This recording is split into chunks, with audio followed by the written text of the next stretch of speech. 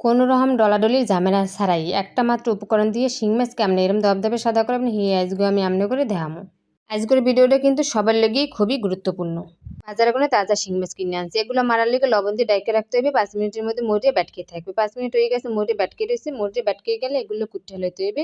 এগুলো কোটা খুবই সহজ, টাইনে টোকরাটারে ছুড়েই হালাইলে হয়ে যাবে। দুইটা কাটা মেন, হে কাটা দুটো কাটতে হালাইলে হয়ে যায়। আর যারা মাথা খায় না হ্যাঁ মাথা সহ কাটা দুটো কাটতে হারাই দিলে হয়ে যাবে। তো শিং মাছ সাইজ ছাড়া কুটলে লোট হয়ে যায়। আমার দ্বারা সাইজ আসলে না, সাইজ ছাড়াই করছি, তো লোট হয়ে গেছে। এর লেগে আমি পানি দিয়ে ধুয়ে লোটগুলোরে পরিষ্কার করে লই। শিং মাছ খুবই মজার একটা মাছ। এই মাছে প্রচুর পরিমাণে রক্ত হয় এবং শরীরে প্রচুর পরিমাণে শক্তি হয়। কোড়া এবং পরিষ্কার করার ঝামেলার লেগে আমরা কেউই এই শিং মাছ খাইতে চাই না।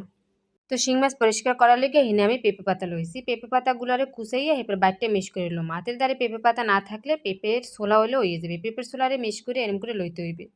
মিশ করা হয়ে গেলে এরপর মাছের মধ্যে এগুলোরে দিয়ে দিতে হইবে। পেঁপে পাতায় যে কষ থাকে এই কষ্টেই মাছটারে দবদবে সাদা করে হেলায়।